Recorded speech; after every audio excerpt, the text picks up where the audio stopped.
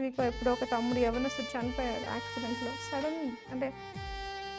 Sudden death and spot death అనమాట. అంటే అసలు ఎందుకు విషయం చెప్తున్నానంటే, ఎప్పుడు దాకా జీవిస్తామో ఏంటి మనకు తెలియదు, కానీ దేవుని కాపుదలగా, దేవుని యొక్క కృప కనికరం మన పట్ల ఉంది.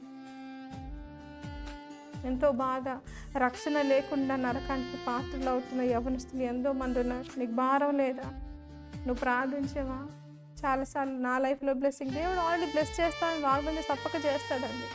You don't leave, you don't forget as people does. దేవుడు సంఖ్యాకాండంలో రాస్తాడు 6వ అధ్యాయం 4వ అధ్యాయంలో, నేను మనిషిని కాదు అబద్ధం చెప్పడానికి, నేను ఏది చెప్తే అది నెరవేరుస్తాను. అంటే దేవుడు తప్పక నెరవేరుస్తా, చేస్తా అని వాగ్దానము చేస్తుంటే ఇంకెందుకు భయపడుతున్నాం, ఇంకెందుకు కృంగిపోతున్నాం? కానీ ఒక భారం చెప్పనా, మీరందరూ ఎవరైతే వాచ్ చేస్తున్నారో, మీరు యవ్వనస్తులేమి ఏ వయసు అయినా, దయచేసి మీ చుట్టూ ఉన్న వారి కోసం, మరి ముఖ్యంగా రక్షణ పొందని ఆత్మలు నరకానికి వెళ్ళకున్నట్లుగా, వారు రక్షణ పొందినట్లు ప్రార్థించండి.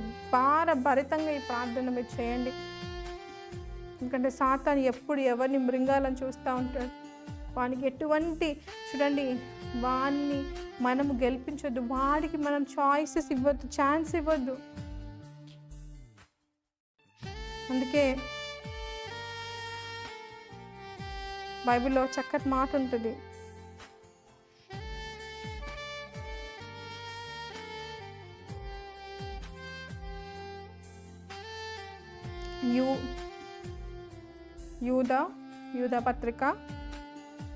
యూదా పత్రిక 22వ వచనం, దాంట్లో ఒకటే అధ్యాయం ఉంటుంది కదండి, ప్రకటన గ్రంథం కంటే ముందు.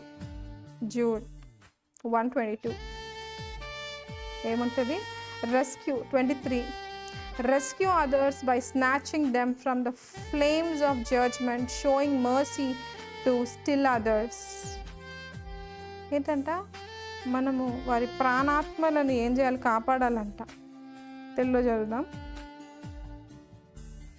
యూదా పత్రిక 1:23,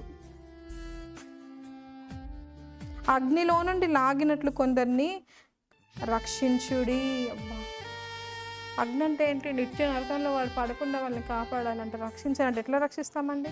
వాళ్ళ కోసం ప్రార్థన చేస్తే, వాళ్ళ కోసం నువ్వు విజ్ఞాపన చేసి, అయ్యా ఇగో మా సొసైటీలో, మా సందులో, మా స్ట్రీట్లో ఉన్న వారిని అందరినీ కాపాడి, ఎవరికి మరణం సంభవించదు, ఎవరు కూడా నిన్ను తెచ్చుకుంటూ చనిపోవడానికి వీల్లేదు, సైతాన్ని వారి యొక్క ప్రాణాలను తీయడానికి వీల్లేదని ప్రార్థిస్తున్నామా? ఎప్పుడు మన కోసం మనమే ప్రార్థించుకుంటున్నామా? దేవుడు ఎంతో ప్రేమ కనికరం గలవాడు. ఆ స్వభావం మనలో ఉండాలని ఆశపడుతున్నాడు. కాబట్టి అట్టి స్వభావం మనం కలిగి జీవించాలని దేవుడు ఆశిస్తున్నాడు. దేవుడు